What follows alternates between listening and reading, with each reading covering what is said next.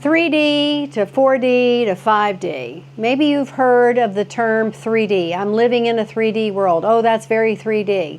Well, that's true. We have been in a very, I suppose, ego-driven space and societal consciousness, collective consciousness of this 3D, where everything is just taken very matter of fact. We see something, we take it for a fact. We are told something, we take it for fact, or we take it for, oh, this is my reality. Well, that is shifting because time is nonlinear, time is accelerating, and because of that, we're going through a tremendous transition. Number one, energetically, the entire planet is going through a transition. As we crossed over in 2012, we're crossing out of this very old dynamic paradigm of the Piscean age, which was very 3D, and we're moving, evolving into this new consciousness where eventually we will be into 5D, and D is standing for dimensional awareness or dimensional existence. So in this transition from 3D to 5D, there is what's known as the 4D.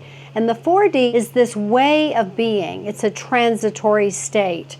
It's a transitory state of ego release into a more broader consciousness expansion. And to be able to do that, I need to do work internally on myself so that I'm no longer just going by this ego-driven motivation. Instead, I'm relying on this divine consciousness that is within me through my intuition, through meditation, and through understanding that my thoughts and all of this that's very much ego-driven is just clouds in the sky, and that essentially I am the sky.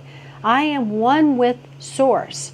And so in order to do that, to transition from 3D to 5D, we need this 4D learning curve.